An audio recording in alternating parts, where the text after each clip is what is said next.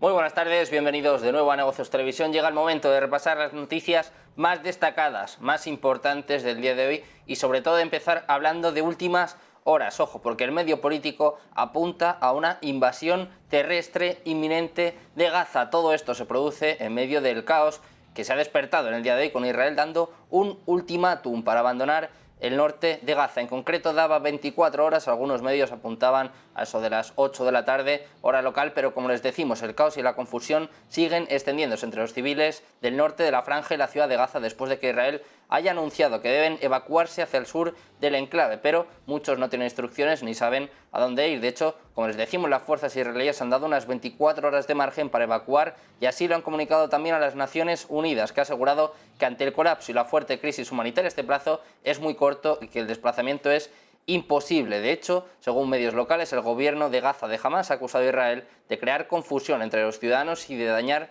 la cohesión del frente interno. Además, ha instado a ignorar los intentos de ocupación de Israel dentro del ámbito de la guerra psicológica. Esto es lo que dicen desde Hamás. También estamos pendientes de las acusaciones por parte de la Human Rights Watch. Ha acusado a Israel de estar utilizando fósforo blanco. Sin embargo, el ejército israelí ha rechazado estas acusaciones de que supuestamente utilizó fósforo blanco en sus operaciones militares durante la semana pasada. De hecho, las ha calificado de inequívocamente falsas. La negación se produjo, como les decimos, en un contexto en el que la Human Rights Watch haya acusado en el día de ayer a Israel de haber utilizado fósforo blanco en Gaza y en Líbano. De hecho, ellos mismos decían que estaban poniendo en grave peligro a los civiles después de un análisis de un vídeo del conflicto.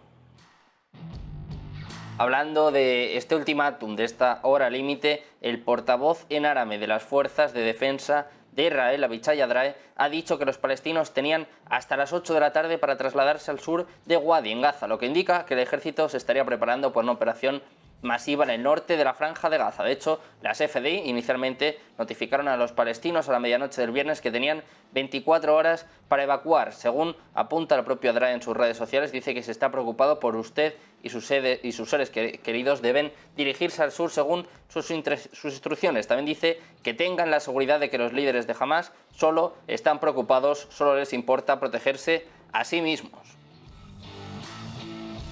Hay reacciones por parte de las organizaciones, por parte de las ONGs que están llamando a Israel a revertir este ultimátum sobre el norte de Gaza porque apunta que los civiles no tienen a dónde ir. Hay varias organizaciones, como por ejemplo Médicos Sin Fronteras, Cruz Roja y UNICEF, que han condenado los llamamientos de Israel para que la población abandone en un plazo de 24 horas la zona norte de la franja de Gaza. Consideran no solo que es inviable en términos logísticos, sino que también contraviene algunos de los principios más básicos del derecho internacional, hasta el punto de poder constituir crímenes de guerra. En concreto, la responsable de Relaciones Institucionales de Médicos Sin Fronteras, Raquel González, ha afirmado en un comunicado que el aviso lanzado por el ejército de Israel este viernes a primera hora es indignante y además que atenta contra cualquier principio de humanidad.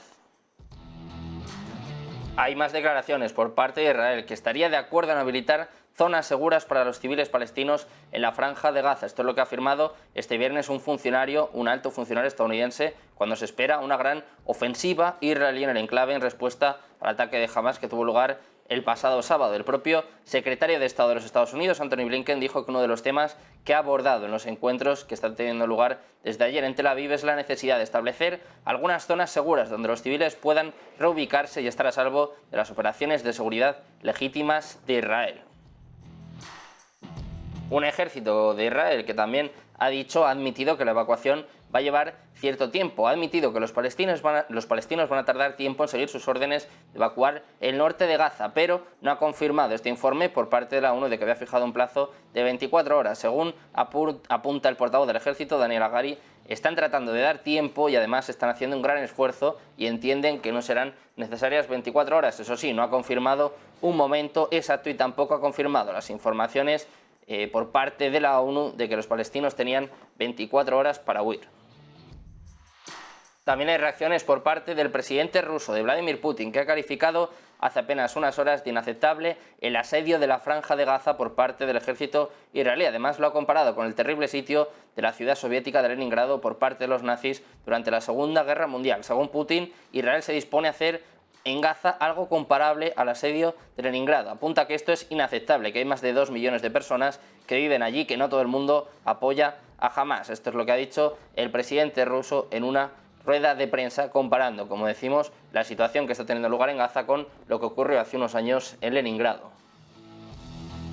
También hay reacciones críticas por parte del presidente turco Recep Tayyip Erdogan. Ha revelado este viernes una conversación entre el secretario de Estado de los Estados Unidos, Antony Blinken, y su homólogo turco, Hakan Fidan, en la que Blinken podría haber manifestado, supuestamente, según dice Erdogan, que aborda las relaciones con Israel como judío. Según apunta, el secretario de Estado de los Estados Unidos se reunió con su ministro de Asuntos Exteriores y que él mismo dijo, el propio Antony Blinken dijo que abordó Israel como judío, no como ministro de Asuntos Exteriores, y dice el propio Erdogan. ¿Qué dirían si digo me acerco a la región como musulmán? Esto es lo que declaraba el propio Erdogan en su discurso de clausura del Foro de Negocios Turquía y África.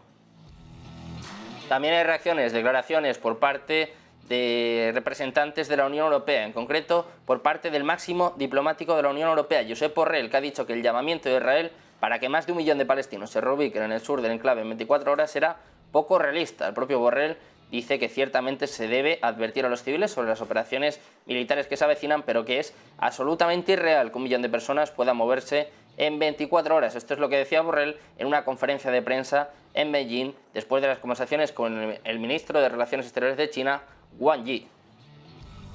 Seguimos hablando de la Unión Europea. Apoya el llamamiento de las Naciones Unidas para aliviar la situación humanitaria en Gaza, incluida la creación de corredores humanitarios para entregar ayuda, según afirma un portavoz de la Comisión Europea. Este portavoz expresó su preocupación por el deterioro de la situación debido a la escasez de agua, alimentos, suministros médicos, combustible y electricidad. Sobre la exigencia de Israel de que más de 1 millón de personas se evacúen en el norte de Gaza, dijo que los civiles deben ser advertidos y alertados sobre operaciones militares entrantes, permitiéndoles salir, y que esto es precisamente lo que Israel ha hecho. Pero ha dicho que estas advertencias y movimientos esperados de gran parte de la población deben evitar, como ha subrayado la ONU, fuertes consecuencias humanitarias.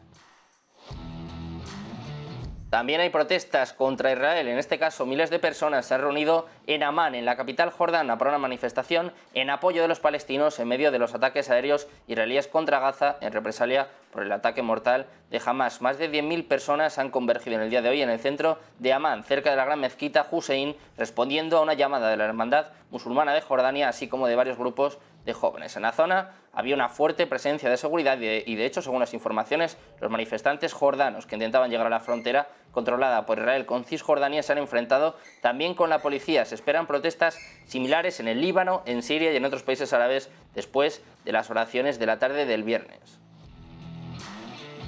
Seguimos pendientes de Estados Unidos. El secretario de Defensa de los Estados Unidos, Lloyd Austin, ha dicho que cree que en muchos sentidos el grupo terrorista de Hamás es peor que el ISIS. En declaraciones junto al primer ministro de Israel, junto a Netanyahu, ha dicho que están con ellos y que como presidente les respaldamos, como dijo el propio Biden, que les están respaldando. Además dice que es una semana horrible con actos repugnantes por parte de un grupo terrorista. Austin además le ha dicho a Netanyahu que él fue inicialmente organizó la campaña contra ISIS, que sabe mucho sobre ellos y que lo que está viendo en estos momentos en Gaza, lo que está viendo en estos momentos en Israel, es incluso peor que lo que vio con ISIS.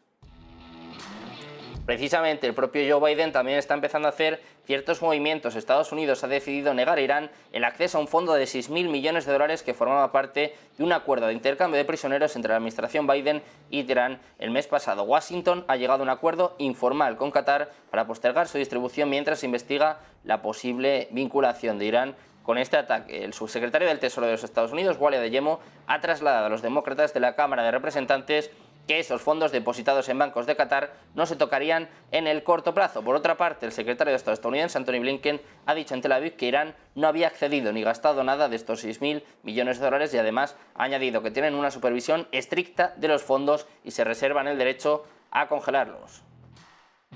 También hay advertencias, amenazas por parte de Irán. El ministro de Relaciones Exteriores ha dicho que otras partes podrían involucrarse si los ataques de Israel contra la Franja de Gaza no cesan. El propio Hossein ha dicho que si estos crímenes de guerra organizados cometidos por la entidad sionista no cesan de inmediato, podrían imaginar cualquier posibilidad. Eso sí, no ha dado detalles, pero ha sido un aparente indicio de que grupos respaldados por Irán podrían unirse a esta guerra. De hecho, en declaraciones del propio ministro de Relaciones Exteriores, apunta que lo curioso es que en un momento en el que Estados Unidos está pidiendo a las partes que se moderen, está permitiendo muchos crímenes contra mujeres, niños y civiles en Gaza. Además ha dicho que Estados Unidos no puede enviar armas y bombas y al mismo tiempo pedir moderación a todas las partes. Más declaraciones por parte del presidente ruso o por parte de Vladimir Putin, que dice que Israel ha sido objeto de un ataque sin precedentes por su crueldad y que tiene derecho a defenderse y a una existencia pacífica. Sin embargo, también apunta que la prioridad ahora es detener el derramamiento de sangre y estabilizar la situación sobre el terreno. Además, ha afirmado que una operación terrestre en Gaza acarrearía graves consecuencias y sería inaceptable que se produjeran bajas entre la población civil. También el presidente culpó a Estados Unidos por la actual escalada en el conflicto palestino-israelí, diciendo que Washington intentó, con la ayuda de ciertas medidas de estímulo económico, resolver un problema político, es decir, la creación de un Estado palestino. Apunta que la actual escalada es un resultado directo de la fallida política de Estados Unidos en Medio Oriente, intentando monopolizar el acuerdo en esta zona, pero no se preocupó por encontrar compromisos y no tuvo en cuenta los intereses fundamentales del pueblo palestino. Más declaraciones, más reacciones por parte de Turquía, que ha criticado duramente la orden de Israel de que los habitantes de Gaza se trasladen al sur del país. Su Ministerio de Asuntos Exteriores calificó este plazo de 24 horas como despiadado, inaceptable y además lo calificó como que estaba violando el derecho internacional. Ahora el presidente turco ha dicho que Israel debe permitir la entrada de ayuda humanitaria a Gaza a través del cruce egipcio de Rafah después de que llegara a Egipto el primer avión que transportaba ayuda turca. Rafah es el único punto de cruce posible hacia la península egipcia de Sinaí y el paso de personas y mercancías ha sido estrictamente controlado bajo un bloqueo impuesto por Egipto e Israel. En un discurso en Estambul, Erdogan dijo que Turquía va a seguir enviando ayuda a Gaza en cooperación con Egipto. Además dijo que las autoridades turcas seguían intentando liberar a los rehenes y encontrar una solución a esta crisis. También hay avisos, advertencias por parte de la ONU, sobre todo de la Agencia de la ONU para Refugiados Palestinos, que ha advertido de que Gaza se está convirtiendo rápidamente en un infierno en medio de la intensificación de la violencia y además está a proteger a los civiles en todo el enclave bloqueado. Ha calificado de horrenda la orden de Israel de evacuar a más de 1 millón de palestinos del norte de Gaza en las próximas 24 horas. Dice que esto solo va a conducir a niveles de miseria sin precedentes y que va a empujar aún más a la gente a ver que está poniendo a Gaza al borde del abismo. De hecho, también, por último, termina diciendo que la escala y la velocidad de la crisis humanitaria que se está desarrollando son escalofriantes, que Gaza se está convirtiendo rápidamente en un infierno y que está al borde del colapso. Seguimos con más noticias, en este caso noticias que conciernen a Rusia. El presidente Vladimir Putin ha dicho que Rusia va a seguir exportando grandes cantidades de cereales el próximo año a pesar de las sanciones occidentales. El año pasado se registró una cosecha récord con 158 millones de toneladas. Este año también va a ser grande, en torno a los 130 millones. De hecho, es probable que Rusia conserve el primer lugar del mundo en exportaciones de trigo. Apunta el propio Putin a que sus exportaciones de cereales también serán las mismas que el año pasado, con no menos de 50 a 60 millones de toneladas. Putin, que ha participado en el día de hoy en una reunión de la Comunidad de Estados Independientes, ha dicho que sus amigos y sus colegas en la CI tienen necesidades de cereales rusos y que todas ellas van a ser satisfechas. A principios del mes pasado, el líder ruso dijo que su país se estaba acercando a un acuerdo que garantizaría cereales gratuitos para 6 países africanos. Al mismo tiempo, Moscú también se ha quejado de que Occidente está imponiendo restricciones indirectas a sus exportaciones de cereales y fertilizantes al limitar su acceso a los sistemas de pago y seguros globales. Dijo que esto le llevó a retirarse de un acuerdo diseñado para garantizar exportaciones seguras de granos a través del Mar Negro.